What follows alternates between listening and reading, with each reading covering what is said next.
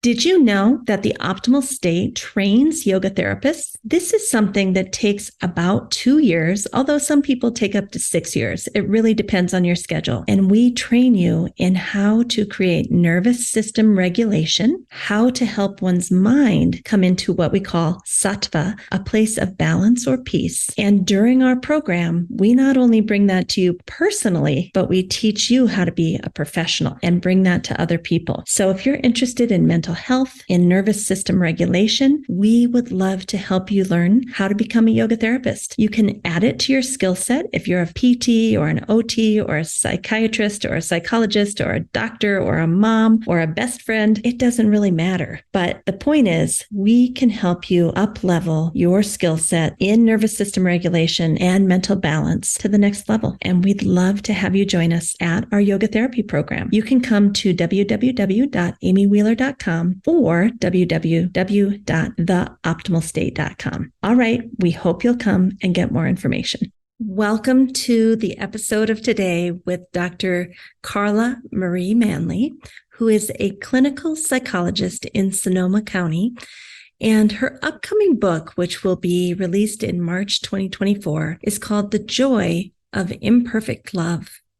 When I first learned of Dr. Manly, I really thought this topic is very much in the realm of yoga and yoga therapy, that we have these different layers of our human system. We have the physical layer, the breath layer, the maybe mental, emotional layer.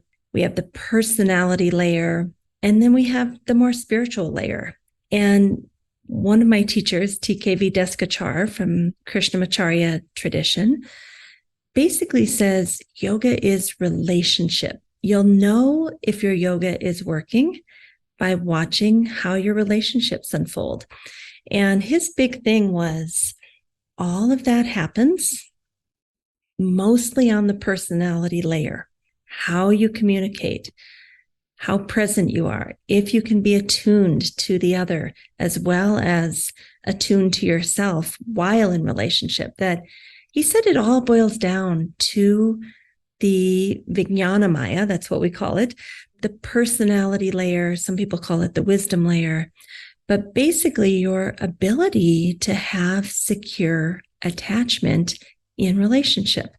We call secure attachment, there's an actual theory that Dr. Carla will talk quite a bit about today called attachment theory. And she's going to take you through the different types of attachment that we were modeled as children. We watched our parents have secure attachment with us, or disorganized attachment with us, or anxious attachment with us, or avoidant, dismissive non-attachment with us. We watched our parents unconsciously, really. And that as adults, if we don't heal those relational wounds, we move into our relationships with loved ones, repeating those patterns. So this interview, although it may seem very much oriented towards clinical psychology, I actually think it is very much in the realm of yoga and looking at how are my relationships doing?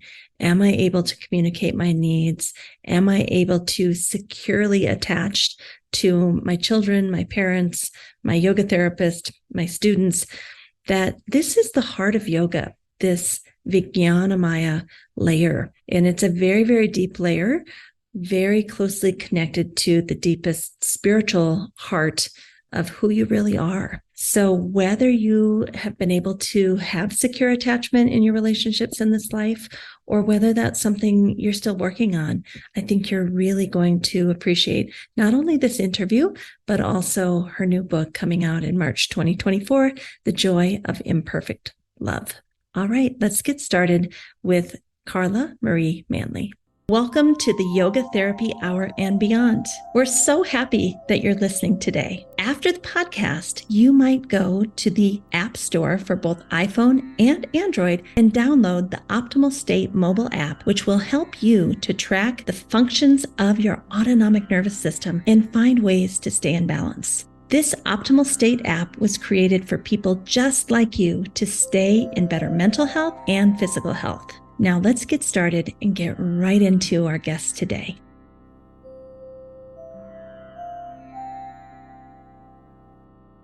Welcome, Carla. It's so nice to have you with us today. Thank you for coming. It's such a pleasure. Thank you for having me. So, Carla, I had seen some of the books you had written, such as Date Smart and Joy from Fear. And I just think a lot of the things that you care about and write about are very yogic in nature, even if they aren't directly quoting yoga texts or anything. The concepts are very much yogic. You know, one of the things my teacher, TKV Deskachar, used to say is that yoga is relationship. So today we have kind of a Valentine's Day special that we're going to share with all of our audience about your upcoming book called The Joy of Imperfect Love, The Art of Creating Healthy, Secure, Attached Relationships. So congratulations on the book, first of all. Thank you so much. It was a labor of love. Tell us about that first before we get into the contents of the book, because I don't know if you haven't written a book, you probably don't know the amount of life force that it takes to pull something from deep inside of you out onto a page in a way that people can understand. So tell us about your process and how that was for you. You know, just with a nod back to my first book, Joy from Fear, that one was my first experience. I wanted to be a writer for almost as long, or maybe before I wanted to be a psychologist. And when I was in my doctoral program, I really came to terms with how much I had lived a fear-driven life. It was the antithesis of who I thought I was. I thought I was an empowered, strong woman. And then in my doctoral program, as the world opened up for me, I realized, oh my goodness, I need to find out what held me from following my path, my true path of being a psychotherapist. What held me back? And when I realized it was fear, I made the research of fear, a deep dive into fear. I designed a qualitative and quantitative analysis of fear, and then did a lot of work, a lot of research, had a lot of people participate in my research, and so grateful to them, where I was able to see that not only was my experience not unique to me, of course, but then I was able to realize as I began to work through fear in a bigger way, that I could take what I learned and offer it to other people. At first, I thought it would just be as being a more enlightened psychotherapist. But one of my external readers, a phenomenal New York Times bestselling author who was so kind to take me on, I said, this needs to be a book. And so Thomas More, with his encouragement, I then decided to take that huge dissertation. It was beyond what I needed to do, but it was so full of love and tenacity. And then I decided to write Joy from Fear. That took me from start to finish about 8 years, because I had to take a very academic project and my mind was in the academic field and work it and rework it. I honestly don't know, other than child rearing, that I'd ever worked so hard on something I loved so much until I met that book, and that book met me. And it was also my first true experience with being someone who loves yoga. I love yoga. I love it as a practice and a practice for life, and really believe in the power of yoga as a way of being. And I realized in writing that book, it was my first experience other than yoga. Yoga was the first time I came to understand my body could be my home, and that I had a gift in my body. I had never known that. And so being able to see that the way I felt in yoga, where I felt like something was being channeled through me when I could let go of everything else, I realized that that's what the writing process was for me. That when I got out of my own way, something far beyond me would come and write through me. Yes, it's me dedicating the hours and all the time and the brain and the, heart and spirit going into it. But I also realized that sometimes when I was reading my work or somebody would quote a part of my book to me, I would say, wow, I wrote that. And I realized many times that it was something, of course, far beyond me. So then with my subsequent books, Aging Joyfully came to me. So I used to run a large women's support group. And so many of the women of all ages would come in with the same questions, the same problems. So Aging Joyfully, I was called to write for a different reason. Date Smart, I was called to write. And I love that book because it's about just finding someone to date. It's about loving yourself, transforming yourself, knowing yourself. And so that one, again, I was called to write because so many of the people I was working with were struggling, all ages, 18 to, 75, were struggling with dating issues. And then with my next book, The Joy of Imperfect Love, I realized, because as a clinician, yes, I'm Jungian oriented. Carl Jung work has guided me, depth psychology. But because I'm so passionate, I just love my field. I am always learning and open to new modalities. So I've embraced aspects of cognitive behavioral therapy, dialectical behavioral therapy. I'm an EMDR certified clinician. I was at one point working very hard to incorporate yoga into my practice, and actually had some success with yoga in my practice when I was volunteering in a drug and alcohol rehab clinic. But what I realized is, as I embraced new modalities and took more, continuing education, that the field of attachment theory was deeply compelling to me. Seeing how our relationships, and it's one of the most well-researched modalities. The work started back in the 50s with Bowlby and Winnicott and some amazing women such as Mary Main and Mary Ainsworth, who came after them, where they really researched the power of the child-parent attachment and how that is carried into adulthood unconsciously into our adult relationships. And then generation after generation, it's carried on. And many people that I work with or speak with don't believe that their childhood can affect them. They think, well, I'm now a big person. And they don't realize that, yes, you may be chronologically older, but that our trauma sits in our body. Again, going back to yoga, it's one of the beautiful pieces when you're in child's pose or pigeon, and you can feel things in your hips and your body trying to move through you and out of you, or being breathed into. And I see that as a very lovely metaphor for relationships, that often we are in pigeon in a relationship where it's just like, this hurts so much, I just want to get out of this. And if we become mindful about what's happening, if we learn to attune to the self and then attune to the other person, we must learn how to attune to the self. And that's why it's so beautiful, because the attachment mindset is not shame, blame. Let's go back and blame mom and dad. No, or caregiver. Life is too short to engage in shame and blame. Instead, let's look at the genesis of these dysfunctional patterns and functional patterns, embrace the ones that we want to keep. And you can see the parallel with the yoga practice, right? Regardless of what anyone else is doing in the room. I practice often with my eyes closed.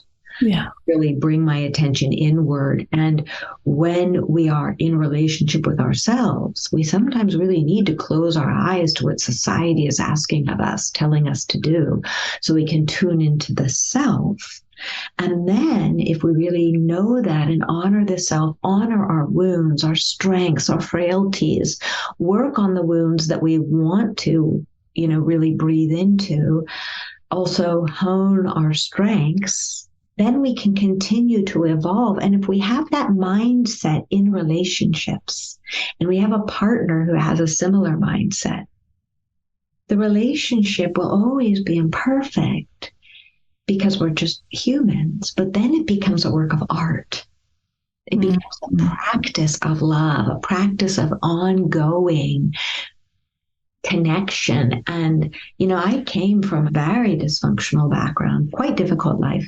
And my clients see it and feel it in me, is that I get them, not on a theoretical level. Yes, of course, on a clinical level, but I get them because I know the imperfection of life. I know the difficulty of life. I know that we can rewire our brains. I know we can rewire our bodies. And I believe in what I do. I believe in the healing power of my approach and the approaches of many other therapists. I don't think there's a right or wrong approach. So what the Joy of Imperfect Love is all about is being able to work on the self, work creating greater self-awareness, greater emotional awareness in a very non-blaming, compassionate way. And then in all of our relationships, somebody who sees the cover, sees the book might think, oh, well, this is just for people who are married or partnered. Oh, no, no, no, no. The concepts in my book, I took great care to make sure, even though, and I say this, that even though a lot of the examples are about relationships, love relationships, all of the concepts can be taken into parent-child work, friendships, be taken into work relationships. Why? Because they all have the same foundation of when we create trust and safety in relationships, when we attune to people and see them for who they are, when we show up with dignity, courage, respect, kindness, when we do that, everything changes. And surely we are not every day, we are not going to be the epitome of the person we want to, that wonderful human being. It's because we're imperfect. But then we get to go in an unblaming way and create more changes. The other piece about this book, as is with all my books, I go to the extra work to make sure they all come with exercises. Because as we know with yoga, you can know the yogic concepts, you can know how to practice, but if you don't get on the mat and do the exercises, it does no good. And it's the same with the way I work in psychotherapy. I often will offer my clients personalized exercises so that they can take their work with them and use it in the outside world. And it's the same with my books and the Joy of Imperfect Love, working on those exercises. It's like, it's not a replacement for therapy, but for someone who's very growth oriented and relationship oriented, the exercises are there. There's an appendix full of them. And why do I believe in that? Because we can read a self-help book, a self-growth book, and then go, oh, that was a great read. And then it goes on a shelf and our life hasn't changed. Yeah. But if we do the exercises at our own pace, when they feel right, sometimes do them again and again until something feels like it's shifting, then we're giving ourselves the opportunity in a very externally oriented world to really go inside, do some self-reflection, and then make changes that will manifest. They absolutely will. So this may be asking you too much right here on the spot, but could you give us an example of what an exercise might look like? Is it a meditative exercise? Is it a journal entry? What does that mean? It's such a good question. When I start the book, it's as though you're on a ladder and we start at a foundational level and then build on it. I invite readers to get a journal. I say, get this journal. It can be a notebook. It could be anything. It can be made of anything. It doesn't matter. And use it as your companion. So as you're working with the exercises, write them down in the book. Put your answers there. Put your reflections there. And this then becomes your companion on the journal. And I'm there as a companion through the process. But then you will have something else that you can look back and watch your journey in writing. So an example of an exercise is, what is your definition of love? What was your father's definition of love? How did your father show love? How did your mother or your female caregiver show love? And so that's an example of how I work, because we want to notice.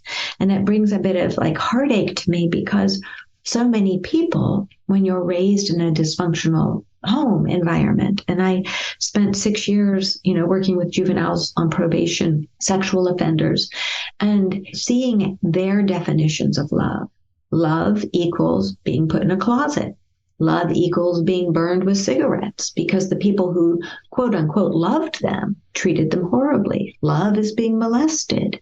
And so when we see that my dad didn't love me, somebody might respond, or my mom was never around, or their definition of love was being exposed by the mom to pornography at age 5, and the mom saying, this is love.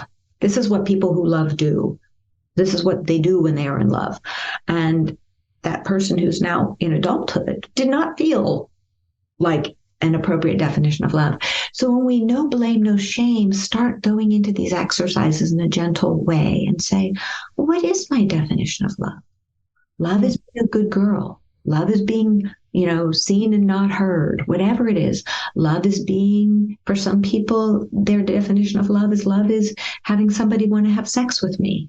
So when we start looking at our definitions of love, the very foundation of where we come from, love is getting gifts. Love is someone cooking for me. It's not that it's right or wrong, but it starts giving us a lens to understand. If I believe that love is shown, Dad used to show love by bringing presents to Mom, and I felt loved by Mom when she baked me cookies. Well, now we can see that in an adult relationship, I may unconsciously revert to a partner giving me a hug as, well, this isn't love. What love is you bringing me a present. Or what love is you making me cookies. So it really helps us see, did we have a working definition of love that was healthy for us, that made us feel safe and loved? And then now we get to what? Create our own definition of love. As we become more aware, we're able to say, oh, love is, and this is a lot of the work I do with clients. A lot of clients will come to the place where they say something like this. My definition of love is somebody being attuned to me, someone seeing me, someone being safe with me, someone being emotionally connected to me. All of these different pieces, which is often a very far cry from the definition they had coming in, if they had a definition at all. Yeah, there's so many questions in my mind, but the first thing that occurred to me when you were saying this is, for someone that gets locked in a closet and their neurobiology is kind of confusing love with this kind of abuse, how do you even help someone untangle that? One of the things that is my privilege as a therapist, such a privilege, is that people show up and tell me these stories. They share them with me, and I am their keeper. And then we help them make sense of the stories. In a very sacred and safe space, they get to tell me what it felt like to them as a 3-year-old or 5-year-old or 15, whatever it is. We then look at that and say, well, how do you wish it would have been? And of course, this does not happen overnight. It takes a while to unfold. And then that person, because it does involve a little bit of inner child work, it can then go back. I'll give you a very sort of a simple and more lovely, less abusive example. A young woman I was working with, always rushing, doesn't make time for herself, doesn't make time for self-care. And I said, well, when you came home from school, how were you greeted? I wasn't greeted. Mom and Dad were at work. I was, there was a message on the thing telling me what to do and how to do it, and that I'd be in trouble if my homework wasn't done by the time I got home. And I said, okay, well, let's redo that. If you had a child, you had a little child, let's give your little child a name, right? Sunshine. And Sunshine walks in the door. How would you like to greet Sunshine? Yeah. And this client said, oh, I have no idea. I'd tell her to go get her homework done. I said, okay, so let me give you an example of how I might, at this time in my life, treat a Sunshine. I said, and this is based on many years of me so that no one thinks I'm perfect, because I'm not, right? And I said, so if I saw this little child now, I'm modeling for her a way it could be. I would say, hello, Sunshine. How are you doing? How was your day at school? And Sunshine would come in and I would say, would you like a hug? And I would give her a hug if she wanted one. I said, do you feel like some apples and maybe a glass of milk? And right here, my client starts crying. Yeah. And she says, oh, nobody does this. This is ridiculous. And I said, well, some mamas do this. Some dads do this. Some caregivers do this. And she was just full on crying. And she goes, well, tell me what you think might happen next. And I said, well, then maybe she had to go to the bathroom, or maybe she wanted to go change her clothes. I would ask her. And then we would sit down, and if she wanted apples, she would have apples, or maybe some time to play. And I would be asking her what she wanted. And then I would say, sunshine, are you ready? Is this a good time to start homework? Mama will be right here. I'm going to be making dinner. Or, maybe dad will help you with your homework, whoever's around. And then maybe we can read a book together afterward. And she was just crying, said, this is impossible. It would never happen. Yet, where she is now in therapy, she's come to see that it's absolutely possible, that we do get to not carry on the patterns we inherited that were dysfunctional. Once we become aware that there are options, choices, no shame, no blame. They did the best they could. They didn't do the best. This doesn't matter. What matters is saying, this is how I would like to show up for myself, for my kids. And so now, even though this client does not yet have children, may never have children, she now does some of these practices in her own life, checking in with herself. Well, what do I want now? Do I want to work on another work project right now? Or do I want to go out and go for a walk? What do I want? So you can notice the attunement to self. That's the critical part of the process.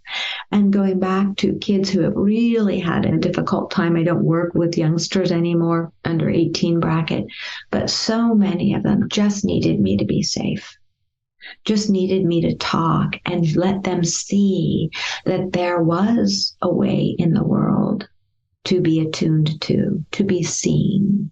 And I would tell them when they'd come to my office, I'd say, I have 4 rules here. And they'd go, oh, no rules. And I said, I think you'll like my rules. Show up on time, be respectful, be honest, and be kind. That's all you have to do in your therapy with me. And 100% of the time, they would say, I can do that. I can do that. I watched lives transform. I mean, not just through me. I do have to say probation had a great team where I did individual therapy, family therapy, group therapy, and then great officers going into the home. So I don't want to take all the credit for the transformation I saw. It was a group effort. So absolutely, I believe that when we realize that we are all imperfect, and that judgment, comparison, comparing ourselves to images we see on social media, all of that, it doesn't do any good but make us feel small and unworthy. And so I'm really big on learning to go in to find what makes me feel good so I can help other people find that part in them that makes them feel good. Not in the sense of good or bad, but I'm in my right place. Well, often you can tell I believe in the power of yoga because I will tell people especially when they're feeling anxious, I said, what's your favorite position when you're seated? Can you just see yourself in some room in your house? What is your favorite position? And often they'll say, well, I don't know, what's yours? And I say, oh, sitting yoga style. Even if I can manage it in my office chair, I love sitting yoga style or on the ground. It makes me feel very rooted and calm. And some people will adopt that. Other people will say, on my couch. So, okay, so next time you're in a stressful situation, if you can't actually physically sit in that position because you're on an airplane or something, imagine yourself being there. Feel that sense of safety and security and groundedness in your body. And then use that in that moment to be present to your body, to your breath, to your needs. And so little tips like that help people what? They're just becoming more self-aware of what makes them feel comfortable. And even if you're having a bit of conflict with a partner, being in a position, a bodily position, where you feel safe, where you feel open to dialogue, it all goes so much back to, again, being aware of the self. I love what you're saying. It has so many yogic themes woven through, probably because you've done many years of yoga. But, when someone sees a book about love and partnership and the joy of imperfect love, I think somehow we think that love is out there. We don't always realize that, and it sounds cliche, right? That we have to attune to ourselves. We have to bring ourselves closer to homeostasis. We need to feel safe and comfortable in ourselves. So many are looking for those needs to be met outside. And so this approach that I hear you saying of, it is a yogic approach to attune inward and try to do all the things you would do in a loving partnership. Try to do them for yourself. And then maybe we have a chance at having a somewhat successful partnership with someone else who's doing the same. I have a new podcast. It's called Imperfect Love. And in the cups that I have designed for it, it gives one of the taglines from the book that says, "You do not need to love yourself perfectly to love others well." And the reason I picked that for the back of mug, right, and that particular tagline is it reminds us that we, people will often talk to me, I snapped at my child or I snapped at my partner. And yeah, we won't always be 100% emotionally regulated and the ideal human being. But when we keep working on loving the self, and part of that is forgiving the self when we have a hiccup, learning from the hiccup and moving forward a little bit better the next time. So when we realize, wait, the love, yes, other people can have love for me, but I've got to heal myself.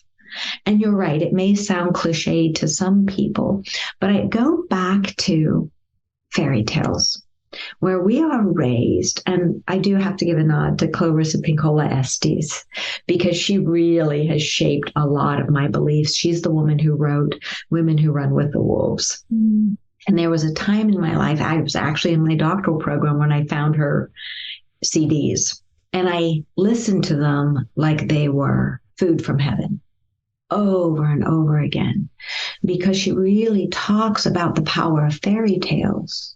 Especially the old one, she gathers a lot of tales about the power they have to transform the self. And one of them is when she talks about Baba Yaga, which we know in a very sanitized, romanticized version as Cinderella.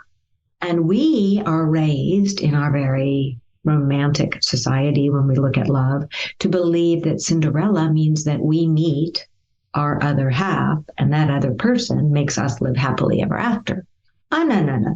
Baba Yaga, the unsanitized version, is about finding your halves, your nurturing side, your strength side, incorporating the two of those, the yin and the yang, the male and the female, the masculine and the feminine, into yourself so that you can move forward.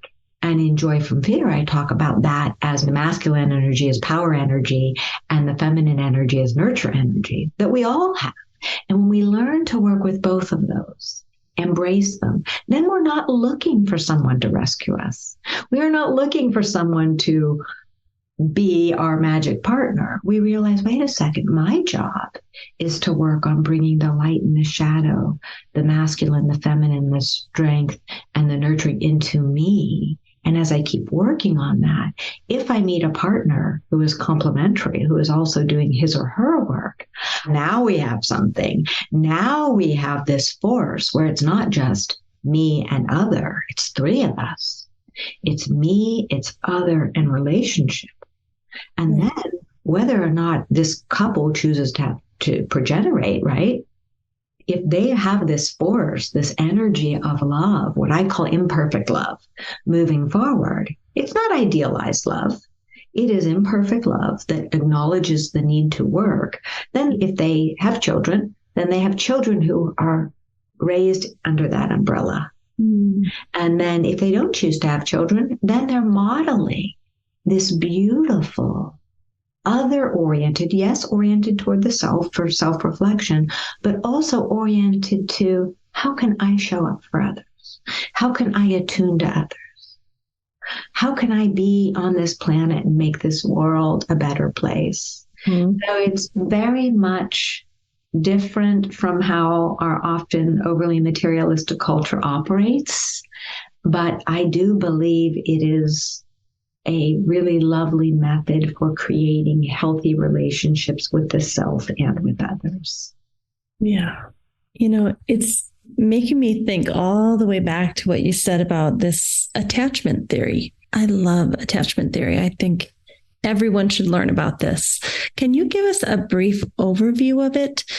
Because I think when you start to realize that my mother and my father's definition of love, or how they tried imperfectly to show me love, that's going to probably show up in my future connection with another human being. Like, that's deep stuff. We should all be looking at that. Those habitual patterns that we learn so young. So true. Amy, so true. That's why it's such a lovely paradigm, not only because it's so well researched, but you see it play out in life. I see it play out in my clients' lives, in groups I've worked with. And so let's give it just a little overview. So a child is born and the caregivers are there. Mom, dad, grandma, grandpa, foster parent, somebody. Very early on, that child, birth forward, is learning, am I seen? When I cry, does someone respond? When I am upset, is someone holding me? And that's at the very early days. Mm-hmm. And then child, grows and grows. When I fall, is someone there to pick me up? Am I warm? Are my needs attended to? When caregivers were not raised themselves to learn, wait a minute, let's pick up baby, baby's crying. Let's feed baby, baby's hungry. Baby's sad. Baby wants to be held. When they don't know how to do that, they are going to maybe get rageful, maybe lock the baby in a room, maybe force food down baby's throat, whatever it is, maybe abuse baby, whatever it is, that child is already learning. This behavior is either making me feel secure or insecure. Yeah. I am feeling safe or unsafe. And so by about 18 months, that child has these patterns of either feeling secure or insecure deeply embedded in them. And a child's brain is growing so quickly and absorbing so much that the child is deciding, is the world a safe place for me or an unsafe place for me? And then the child then, by about 18, has selected, if mom and dad have different, or caregivers have different attachment styles, by about 18, the child has decided unconsciously, this is all unconscious, this is my preferred style. And so there are different terminologies used, but I'll use some of the more common ones. So the child may be very disorganized and show up in relationships in very disorganized ways. Sometimes this, sometimes that. The child may be very preoccupied. Some people call anxious attachment. The child may have another style called an avoidant style, also called dismissive, because there are different styles for childhood and then adulthood. But basically, those three styles that are subsets of the insecure style, the disorganized style is, I want to be with you, I don't want to be with you. I'm happy. Oh my God, no. Now you're making me really mad. So very disorganized. But the avoidant person, or often called dismissive, avoidant with relationships, that person is more like what I call the lone wolf. I can handle life alone. I don't need you. You want to share my life? You're on your trajectory. I'm on mine. So that's the more dismissive style. The preoccupied style, which is the anxious person, is always consumed with the relationship. Am I safe? Am I not safe? Is the person cheating on me? Is the person going to show up? Am I going to be abandoned? Am I not going to be abandoned? At the root of all of them is insecurity. It just, how does it manifest? Now, you might think that each style is very discrete, that you're one and not the other. But some of them absolutely bleed into others. Someone can have, pieces of the pie be in their style, but you can have people who are their behaviors are extremely emblematic of a particular style. We see a lot of that with, in particular, the dismissive style. the avoidance style, because for that person, they may very much want to be in a relationship, but they learn very much that relationships are not safe. And the other interesting piece, and I have a whole seminar on it because it just fascinates me. What styles pair well together? Your listeners might be wondering. Avoid and avoidant can do very well together. Why? Because they're on railroad tracks and they're just going along life like two roommates. And for them, that's great. Not much emotional connection. Hey, they serve each other's needs in whatever way. Sometimes, though, the railroad tracks turn outward and they go truly their own ways. So that's more what I call convenience shifts we often see when there are two dismissives together. If we have a dismissive and an anxious, no, not a good match. Because the dismissive is running and the anxious is following. And so the dismissive is going off over here and the anxious is only getting more and more distressed. Because why aren't you loving me? You're abandoning me. You're scaring me. So that's not a good match. Two anxious people together, they can either drive each other crazy or they can really become so enmeshed that they're like each other's life vests. And for some, that works. And then we have the disorganized. Disorganized doesn't really pair well with anyone because they're just so unsettled. The secure person can generally pair, meaning when I said with the disorganized, they can't pair well with anyone but the secure, because the secure can pair well with any of them if they have the patience and the desire to help that person what? Earn secure attachment. And that's the beauty of attachment theory, that we are not stuck with an insecure style. And this is where I really love the message of the Joy of Imperfect Love, because it gives hope. It allows us to see that we're all imperfect. Yeah, you may have some attachment issues, but if you do your work and meet a partner who wants to do work with you, you can earn secure attachment. And why does the partnership help? Because it is in our intimate relationships, not usually our work relationships or our friendships, that our biggest owies get triggered. Yeah. And so if we have a partner who, instead of using our owies to make us get really off kilter, if they see that we're a bit dysregulated, not their responsibility, but they might show up and say, oh, I see how that comment I made really hurt you. I'm sorry. May I give you a hug and apologize?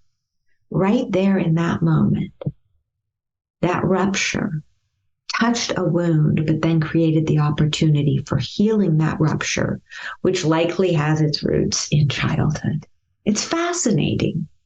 It really is. And that a securely attached person can pair with any of them if they're, you said, willing to have the patience to kind of work through it. And do you think, can this work, I'm going to call it relational wounding, can it be repaired similarly in a therapeutic relationship through the therapeutic alliance?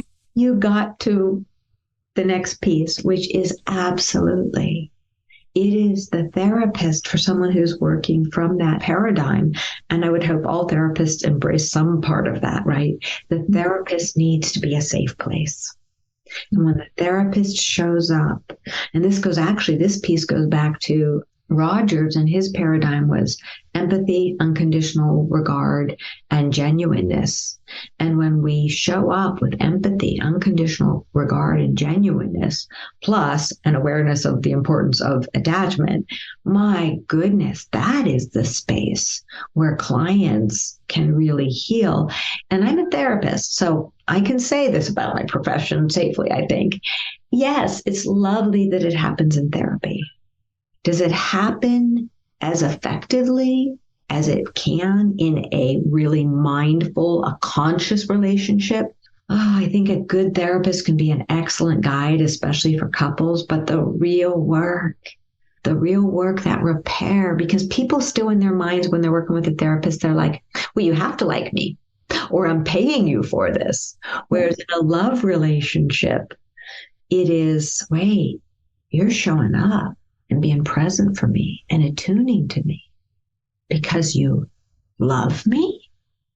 And that's the piece. That's where the magic is. And I'm going to grab a hand out for anyone who's watching by video. It gives just an outline of the attachment where we can see them in adulthood and in childhood, because they do show up a little bit differently.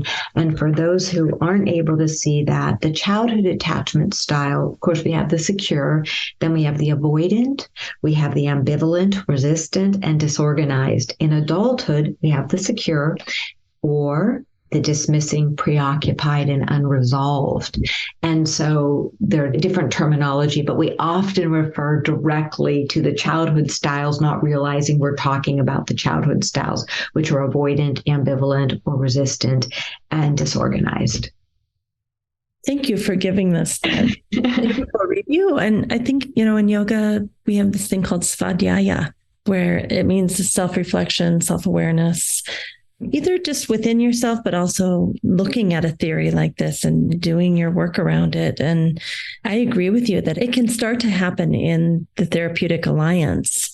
Maybe having a stable person in your life, whether it's a clinical psychologist or just a nervous system that is stable. If the yoga therapist shows up as a stable nervous system, that might be the first time anyone ever felt that in their life, to have someone show up for them like that.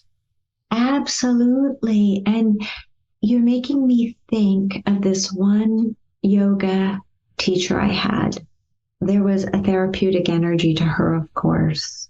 But one time I was in child's pose and she smoothed out my lower back and just smoothed it so it became long. And to me, that is a really lovely parallel to psychotherapy, that I couldn't do that to my back. I couldn't do that. My muscle didn't have the memory of it, the knowledge of it, the ability.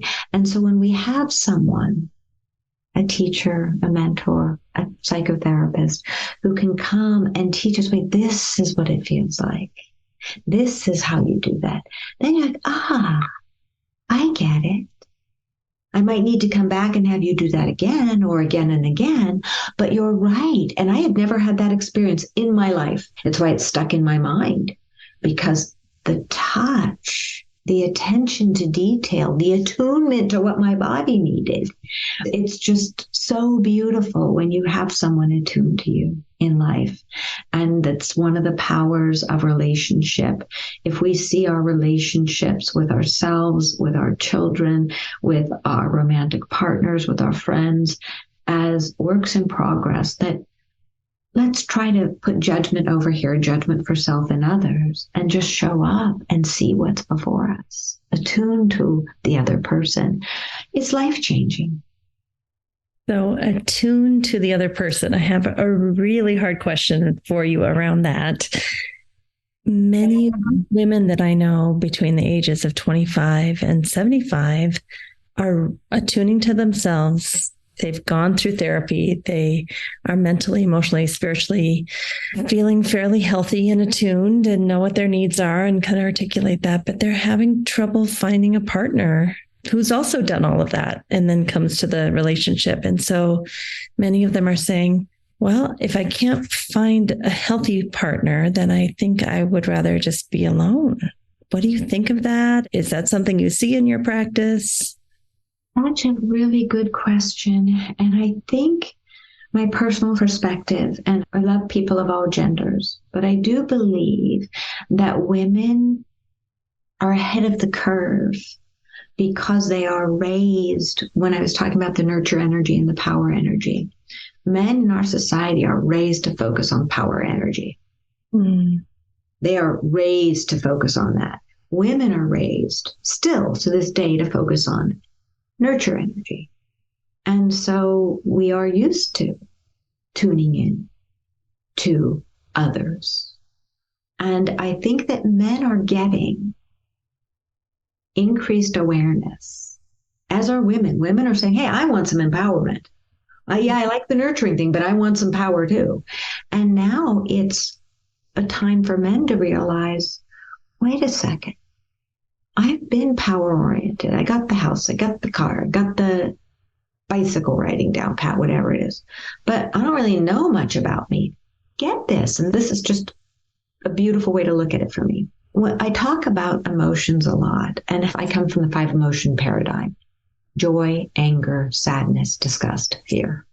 Women are generally raised to be okay with a non-emotion called okay. I'm fine. And joy. Women are also allowed a modicum of sadness, not too much. Anger, no way. If you're angry, you're an expletive immediately. Men are raised to think they're allowed to be okay and they're allowed to be angry. That's it. And that I really realized that over the years of working with people and some of the work I do, a lot of the work I do, it really came to me when I was working with juveniles on probation, that they only knew anger. It was all that was modeled, all that was okay. They weren't allowed to cry, to be sad. Think about this. When we raise our children and they fall off a bicycle, how often did I pick up my kids and pat them on the back and say, don't cry, don't cry? But I'm telling my kids, I didn't mean to harm them, but I was saying, don't cry. Instead, when we think about how much we do those kind of behaviors unconsciously, or let's hope that was the worst I did, but now we see that men are told, we hear in the lingo, man up, don't be a sissy, don't be a girl. What are we telling them? We are telling them, don't feel. Don't show your emotions. And then when we get behind closed doors with our romantic partners, we expect them to be all lovey-dovey. But society has told them for all their lives, don't show your emotions. That's sissy. So we can't expect men to have evolved into emotional awareness if we're not willing to make it okay. As a society. So it's a societal issue in my book. Not that we want people of all genders, crying on the ground 24 hours a day. That won't get us anywhere. But we do want to be able, which is a huge piece in my book.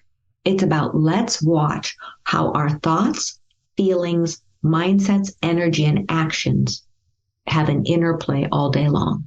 And so for women who are feeling like, wait a minute, I'm evolving, I'm doing my work, and I can't find a good match, hold out. If you want a partner, if you don't want a partner, go be with your gal friends. Do what you need to do, be with who makes you happy. And I do know some women who have decided to do that.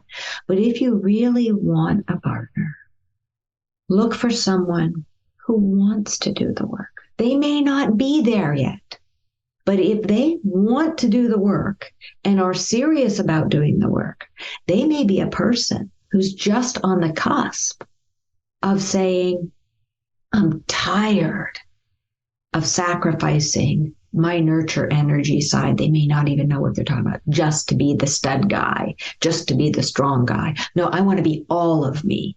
We need to give the men in our lives permission to be sad, to be more than angry or okay. So I think, again, but my caveat to women and to men is if you find a partner who looks like they're like a good fit, except make it really clear. Say, hey, I'll try it with you, but I need you to do your work. I need you. I want you for me, for you to want to. You may need this, but they must want to. You may need certain things for them to be part of your life in an ongoing way, but they have to want to for them. They have to want to do the work for them to show up as a more whole human being on the planet. And the way I look at it, Amy, is there's so many things inside all of us. The sadness, the joy, the delight, the thousands of the feelings that come from all of our emotions, right? And why wouldn't we want to explore all that? Why would we want to be pigeonholed as the good girl or the production-oriented male? No, I want to keep finding pieces of me. And so, listeners, if you find someone who's interested in finding all the pieces of them, it can actually end up being a lovely fit, because here's this is not a secret. I don't talk about myself much, but I can say that my husband, I have grown so much in my relationship with him. because I was quite centered and strong in my own way. But what he brought to the relationship, that roughness, made me work harder. Now, he was doing his work and had to do his work, but it also made me work on parts of myself, edges that would have never been pushed the way he has been able to push me back to my center. Much like in yoga practice, if we're in a room and we're practicing in stillness, it's great. Do crow pose, do, all these things, but you go out onto a rock near a lake where the wind is going and on and on, another thing altogether. And that's what it's like if you have someone in relationship where it's maybe not as smooth as you might prefer, but you still it works your core. Oh man, does it work your core? Yeah. I think that is a beautiful place for us to come to a close. But before we finish, I would love to show your website, which is www.drcarlamanly, so DrCarlamanly.com. And how could people get in touch with you? Do you do private sessions online? Do you give workshops? How can we be with you? Okay, you can be with me through my website. You can, contact me and send me an email. You can subscribe to my newsletter, which goes out once a month. You can listen to me on my podcast. Even my clients love to listen to my podcast. They say it's like being with me. But my client wait list is a bit long, and I can only, of course, work with clients in the state of California. But I also do my very best to respond to all emails, and you can email me through my website, because I do really love hearing from people. And the other piece about my website, if you go into the section where my books are listed, there are free worksheets that are, if you scroll down under each book, there you go, there is where it says as a gift of encouragement, there you go. So you get to download absolutely free worksheets that are based on the topic of that particular book. And this is a really good way to see what some of the exercises in my books look like, because this one, the one that's on the screen right now, is about self-esteem, learning what self-esteem is, learning what internal messages might be lowering your self-esteem. So it's a fun way that's absolutely free to get some nice, gentle self-work done. Thank you so much. I don't know about the rest of the listeners, but I'm so excited about your upcoming book, which we think will come out in March 2024. It's March 5th, 3524. The Joy of Imperfect Love. And I just want to thank you for spending this time with us today.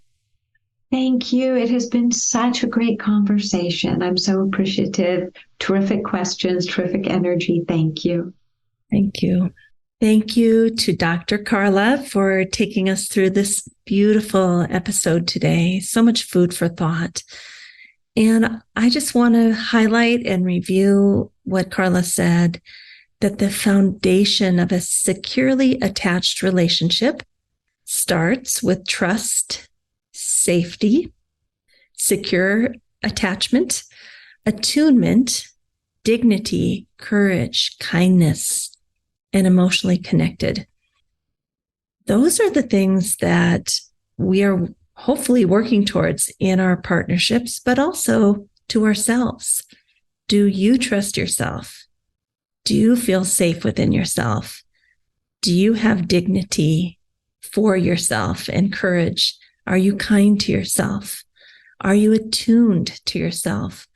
And are you emotionally connected to yourself? I think that's one of the beauties of yoga, is that we can use our practice both on the mat and off the mat to work on these foundations of healthy, secure relationship with ourselves and with another. And, it doesn't always have to be that you have to figure it all out with yourself before you can come into connection with another. I think, as Dr. Carla said, a lot of times, if you have someone that's willing to do the work and wants to do the work for themselves, and you also want that, you can find a way to connect with that person deeply and kind of use the relationship as a way for each individual to find a way to trust themselves and find safety and be attuned to self within the relationship. So thank you for listening today. It's been our pleasure to bring you this Valentine's Week episode, and I hope you'll continue to listen. We would love to have your support by giving us a review on wherever it is that you listen to your favorite podcast. You can also help us out on Patreon if you'd like to be involved in supporting this podcast. All right, everyone, have a great week. Thank you for listening to the Yoga Therapy Hour and beyond. We love to give you the gift of this podcast each week, and we'd love your support. You can support us through becoming a Patreon member. You can download the Optimal State mobile app and join as a member of the mobile app community. You can give us a great rating on the platform that you listen to this podcast on, and many other things that would help us. Contact us if you'd like to be of support. Thank you for listening, and we look forward to our continued relationship with you. A special thank you to our team here at Optimal State. We are truly a global family. George Mantuan, one of our executive producers. Adam Satchel, senior media producer and sound engineer from the Philippines. Krishna Panchal, a producer from Canada. Modupe Abdullahi, who does the show notes and is an editor for us from Nigeria. And Peter Morley, who wrote and produced the music for this show, who lives in Australia. Find more about Peter's work at www.zenmusic.biz. Thank you for listening. We'll see you next time.